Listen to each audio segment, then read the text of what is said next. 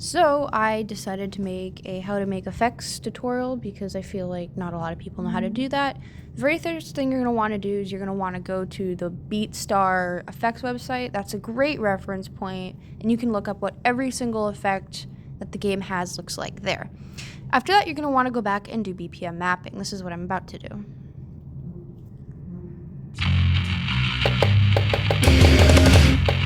BPM mapping is a process where you go through and you take note of every single BPM in the song. This one has quite a few BPMs. I think it was around 256. Normally songs have 1 BPM, but this is a great example because eventually you're probably going to run into BPM changes, and it's nice to know how to do them. You just write them all down on a piece of paper. It's better to write them all down in order. That way, when you go and you do offset calculations, it's easy to find ranges for things, and I'll show you what I mean in a bit.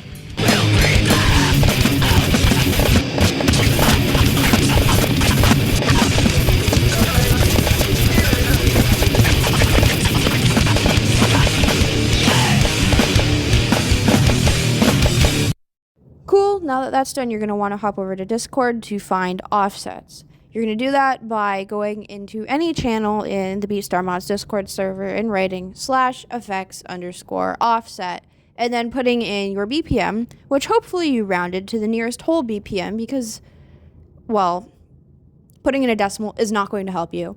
Into any of the channels, hitting enter, and then the bot will send you a DM, which will look like this. Now, the DMs are going to give you 5 different offsets. 0.5, 0.75, 1, 2, and 3 beat offsets, which the offsets are very important, and I will explain to you why later. Don't worry about why. Just worry about getting the offsets correct. What you're going to want to do is round all the crazy decimals you get for your offsets up or down to the nearest 0.25. Like 1.25, 1.5, 1.75, 2. Just like that. That's going to help when you're charting at 16ths or 30 seconds because it's going to keep your effects roughly on the same line so you're not making crazy decimal estimations about where 5/8 of a beat is. So that just helps you measure things more efficiently. The visual offset is going to be negligible at that amount of decimal, so just save yourself the headache and measure to the nearest 0.25 of a beat. I'm going to speed things up now so you don't have to watch 30 minutes of me doing these decimal estimations.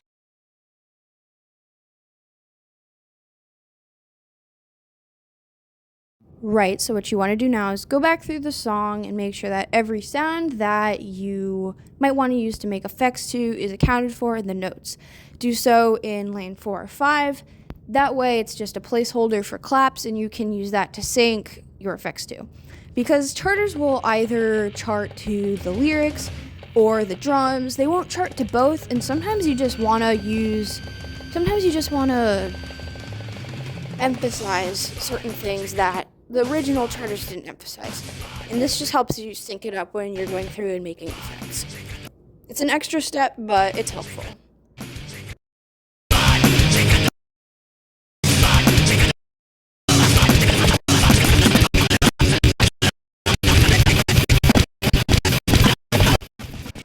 So now I think would be a really good time to get into what offsets are, why offsets are important, what ranges are, and how ranges can be used to help with songs with multiple BPMs. I'm going to use some visuals for this because it's a bit complicated to just talk about. So I'm just going to read off the website for this bit. Some effects have to be placed at an offset, which means that you need to place them earlier than you want them to be. However, different BPMs have a different amount of offset. This means that the number given in the list below is only correct for 120 BPM, which is Moonscraper's default BPM, might I add, and then said list is 0.5, 0.75, 1, 2, and 3 beat offsets. But what does this actually mean? Okay, so here's blank Moonscraper.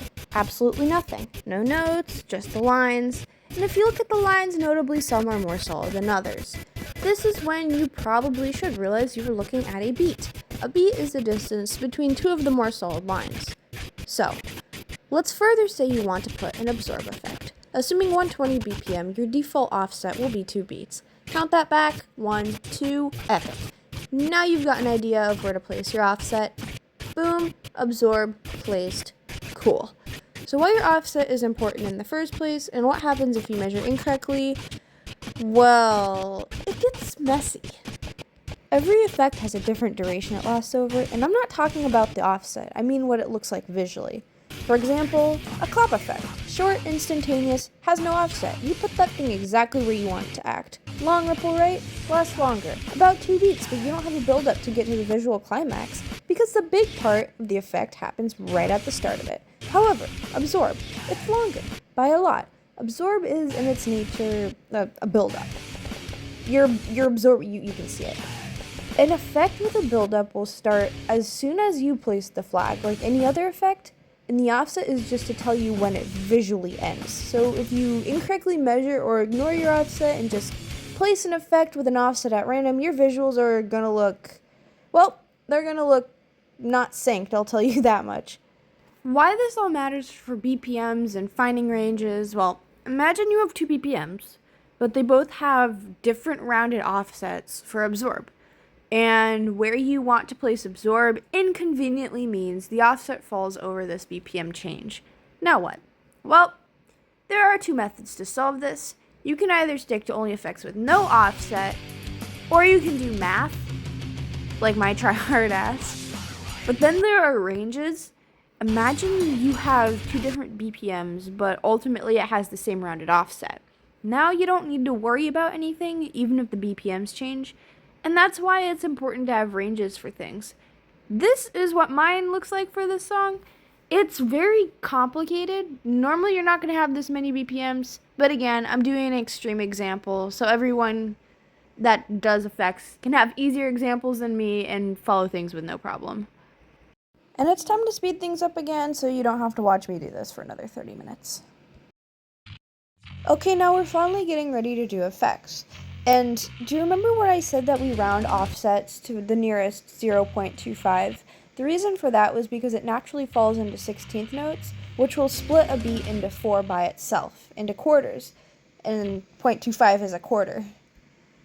So the first thing you want to note about effects is that spelling matters like a lot.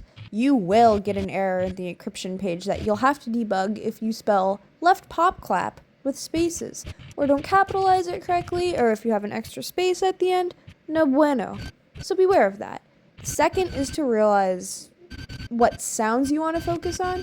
You're basically recharting a song with visuals. Don't pick everything. Pick maybe 1 or 2 things and carefully layer it. And this goes a bit into theory as well, because, well, you'll figure this out with experience, but the more you do effects, the more you inherently get a feel for the duration of the effect. Like, you'll see it in your mind. You'll know what looks good together, what works. Like, you know that if you place a right clap at the top end of a mega absorb's offset, in game you won't even see the right clap because the mega absorb is way too bright and completely overrides the right clap. You'll figure out things like that. In the meantime, just be wary of clustering your effects and putting too many, especially light-based effects. In the case of effects, fewer goes a long way because it's extremely easy to just overpower things, and now you have a solid white mass at the top of your screen where you can't tell the start of one effect from the end of another. The third is to pick appropriate effects for the song sounds. A drum beat in a rock song, it's quick, it's strong. It's a strong sound. Clap, shockwave dark, combinations of those are quick and strong effects, match like to like. The fourth is specifically where there is an overwhelming amount of sound. You don't know what to focus on, or trying to emphasize every note in a 16 taps per second spam is going to look like shit. So you emphasize the pitch. A song pitch is a change in sound frequency that normally will last over the duration of 1 beat, but can last for up to most I've seen was 8 beats. So it'll trend up or down, and you try to encompass that feeling. Use an effect with a longer visual duration for this, like being left up, absorb, ripple mid, that type of stuff. Here's something I think is a decent example of charting pitch.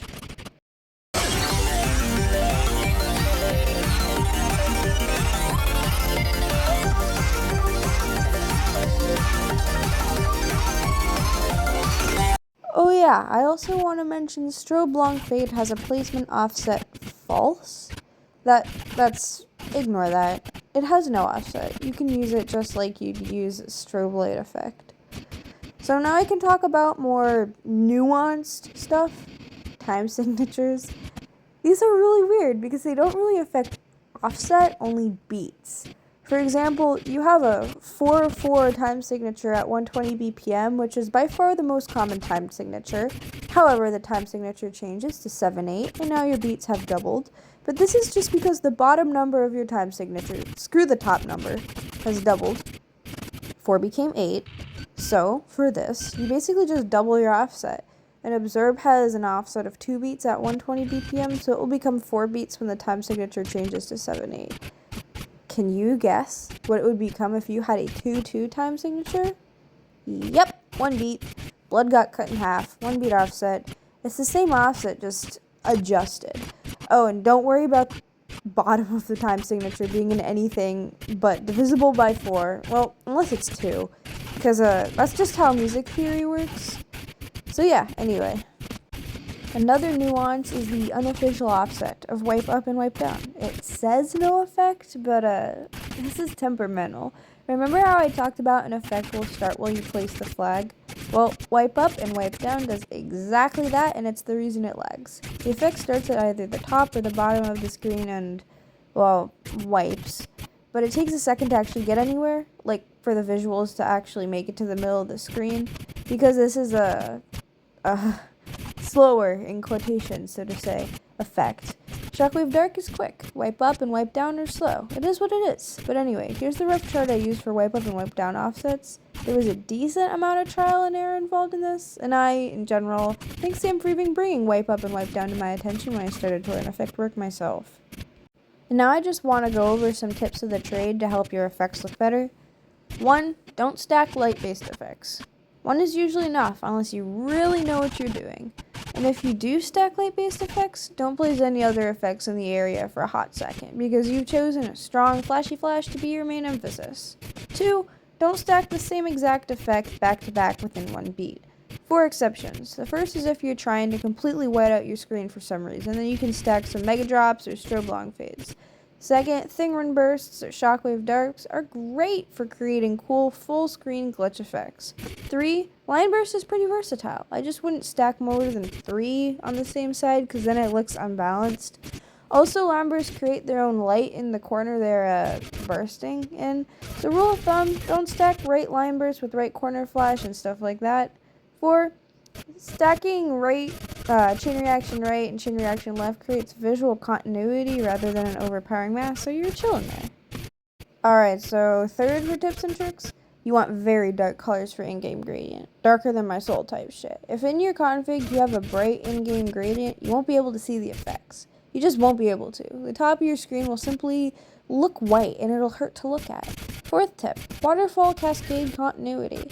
If you want it to fall in a smooth and uninterrupted flow over a period of time, you add another waterfall cascade event in front of the last one by half of its offset. Like here, at 120 BPM, a waterfall cascade has a 2 beat offset. Half of that offset is 1 beat, so put the next waterfall cascade event flag 1 beat after your last one. Fifth, don't put big effects back to back, it looks overcrowded. For example, let the large drop finish dropping before you spawn in another effect. Sixth and final tip, this is not necessary, but creating effects after the song ends is possible and helps create atmospheric effect. So, if there's something I could say to leave as a parting comment, have fun with it, be creative, don't give up when it gets hard, and don't forget to remove the placeholder notes you put in lanes 4 and 5 before encrypting. Have fun watching the remaining 10 seconds of this time lapse, and I'll show the final product at the end.